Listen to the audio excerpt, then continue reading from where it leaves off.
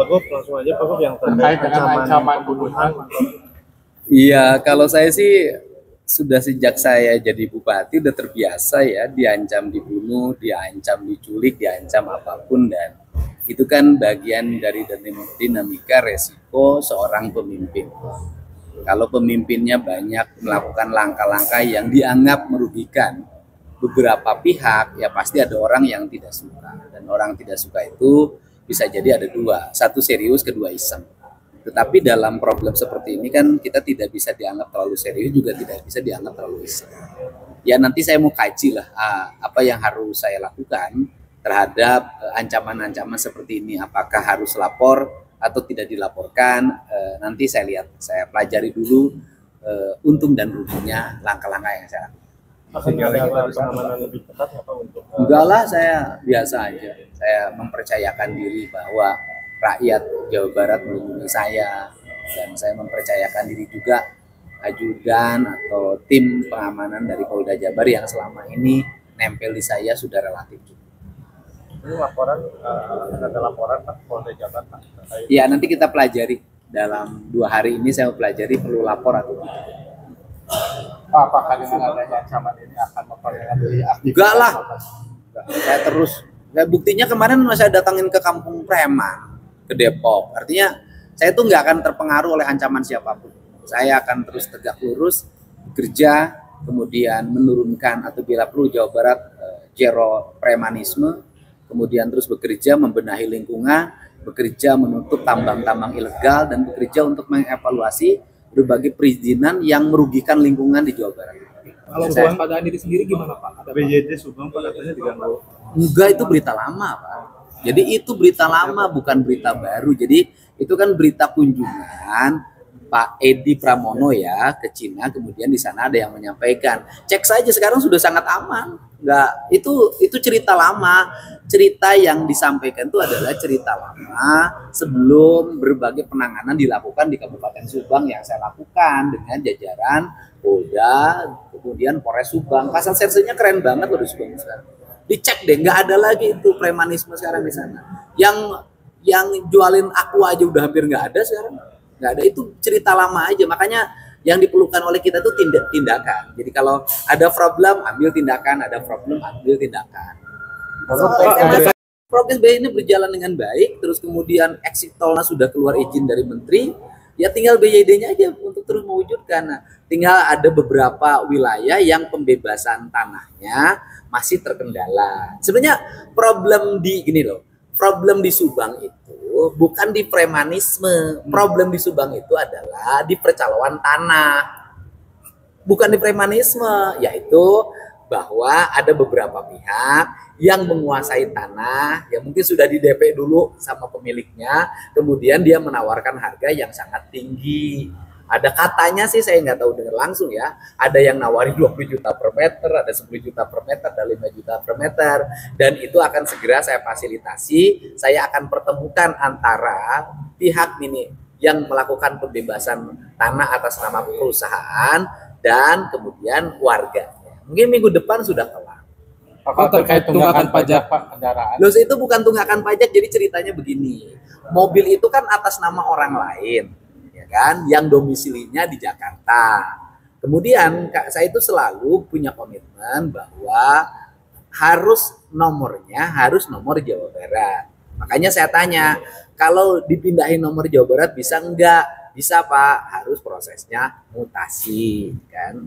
Tetapi karena ini masih atas nama orang lain, prosesnya agak lama, harus melalui mekanisme leasing, tidak bisa saya langsung.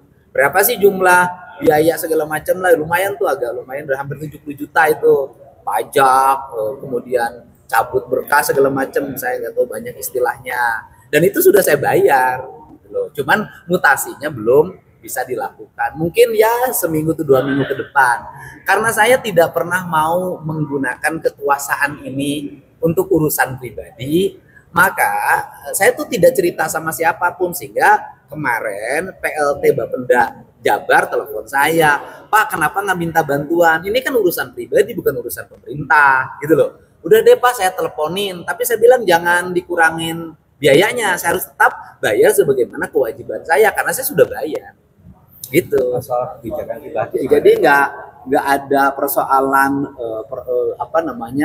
nunggak dan kemudian jatuh temponya itu di Januari. Sekarang baru apa? April gitu loh. Dan proses mutasinya kan jalan. Mudah-mudahan lah dengan mungkin sudah tahu itu yang mutasinya adalah saya, siapa tahu agak cepet. Soal kebijakan kita Pak itu Kenapa? Jadi begini, ya kan? Itu adalah bagian dari upaya kita dalam membenahi manajemen tata kelola hibah. Itu loh. Tata kelolanya bagaimana? Satu, agar hibah ini tidak jatuh pada pesantren yang itu-itu juga. Yang kedua, tidak jatuh hanya pada lembaga atau yayasan yang memiliki akses politik saja. Gitu loh. Artinya punya akses terhadap DPRD, punya akses terhadap gubernur. Nah, makanya kan tadi saya udah rapat tuh dengan Kemenak seluruh Jawa Barat.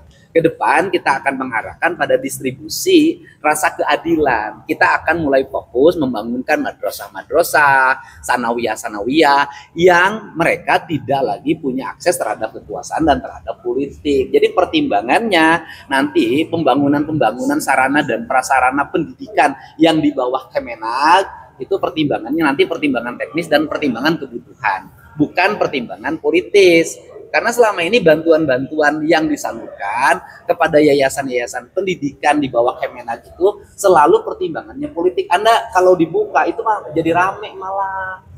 Coba ada yayasan yang terimanya 2 miliar, 5 miliar. Ada yang 25 miliar. Ada yang satu lembaga terimanya sudah mencapai angka 50 miliar. Menurut Anda adil nggak? kalau mekanisme akan dirubah ya. Akan dirubah nanti mekanismenya. Mekanisme akan dirubah. Nah itu, dan kemudian yang berikutnya, ya boleh loh saya sampaikan, banyak juga yang menerima bantuan yayasannya bodong. Maksudnya bodong gimana Pak? Oh, kayak masa mau ngerti bodong, udahlah nggak usah terjemahin. Ini adalah bagian audit kita untuk segera dilakukan pembenahan. Jadi tujuannya untuk apa? Karena ini untuk yayasan-yayasan pendidikan agama, maka prosesnya pun harus beragama. Pak terkait ini Pak soal SMA 1 Pak Haji Pak, kayak gimana update-nya sekarang? Update-nya kalau saya kan jelas, kan beda dong. Kenapa sih saya tidak secara teknis berhadapan seperti saya bebasin tanah di sungai, di jalan, di tanah negara? Karena ini kan beda, ini urusannya antara perorangan dengan warga yang menghuni sudah lama. Kan hubungannya urusannya menjadi urusan mereka. Gitu loh, bukan urusan pemerintah provinsi, gitu loh. Nah, karena itu urusannya sudah menjadi urusan mereka, seharusnya diselesaikan oleh mereka, karena hubungannya perdata. Maka tugas pemerintah provinsi itu adalah menjaga tidak boleh ada konflik sosial, gitu loh. Makanya saya cari jalan tengah, bagaimana tidak terjadi konflik sosial. Maka udah deh, mereka yang tinggal di sana, yang itu bukan haknya, mereka harus pindahkan. Ketika pindah misalnya tidak ada uang, maka pemerintah provinsi memfasilitasi mereka untuk mendapat kontrakan dan mendapat bantuan kontrakan. Kan jumlahnya kalau ada 600 kali 5 sampai 10 juta sudah 6 miliar. Tapi kan itu bagian komitmen kita, gitu loh. Jadi beda, penanganannya sangat beda. Seharusnya yang dilakukan oleh, ini ada otokritik juga, harusnya yang dilakukan oleh orang yang merasa memiliki tanah tersebut ketika bertemu dengan masyarakat menggandeng aparat, jangan menggandeng pihak lain. Kan aparat juga akan senantiasa membantu membackup apabila mereka adalah pemilik lokasi yang sah berdasarkan undang-undang. Kan sederhana. Pak, terkait ancaman ada waspada tersendiri tak Pak? Ya. MBG Pak, Ya kita mudah-mudahan jadi gini aja, ya ke depan para penyelenggaranya harus lebih berhati-hati. Catering yang membuat masakannya harus senantiasa mempertimbangkan aspek-aspek higienitas, keamanan siswa yang akan mengkonsumsi. Jadi pesan saya itu, bila perlu ya sebelum dimakan oleh siswa diperiksa. Evaluasi kan bukan kewenangan provinsi, MBG kan program dari pemerintah pusat. Jadi yang mengevaluasinya adalah dari apa namanya lembaganya itu MBG, Badan Gizi Nasional. Jadi yang mengevaluasinya Badan Gizi Nasional. Jadi ada bidangnya. Ya banding. Kenapa banding? Dan saya boleh diungkapkan memang itu kan tidak berdiri sendiri. Jadi bukan murni gugatan terhadap SMA 1-nya, tapi akses tanah itu adalah akses tanah strategik.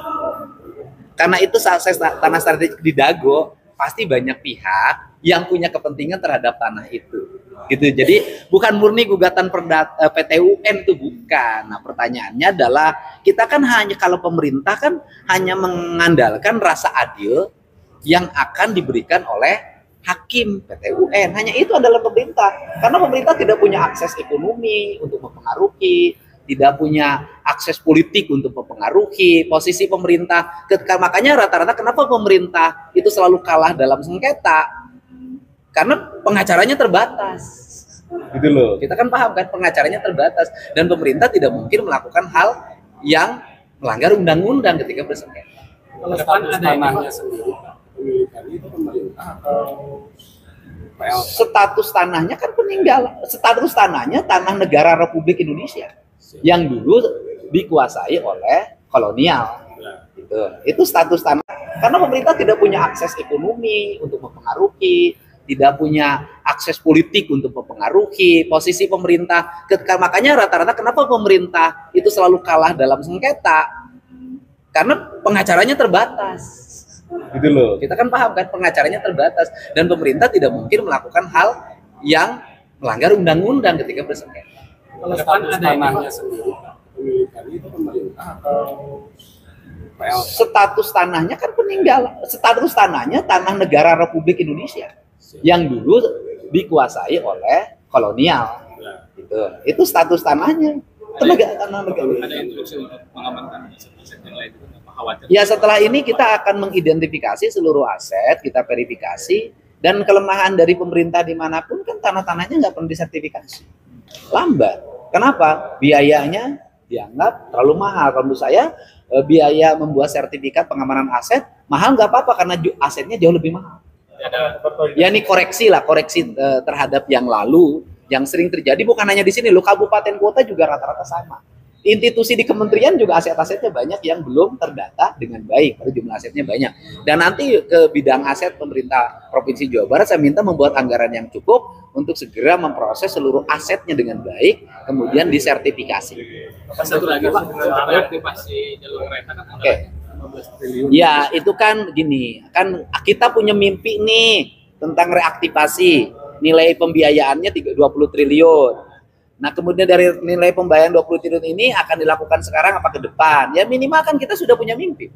Kalau kita sudah mau punya mimpi kan nanti kita bisa menyampaikan siapa tahu fiskal pemerintah pusat ke depan semakin baik. Kan kita bisa dong ke Menteri Perhubungan, ke Kementerian Keuangan untuk dana alokasi untuk Jabar nanti gitu kan. Kita menginginkan mengajukan reaktivasi kereta karena pertimbangan ekonominya A, B, C, D, pertimbangan sosialnya A, B, C, D.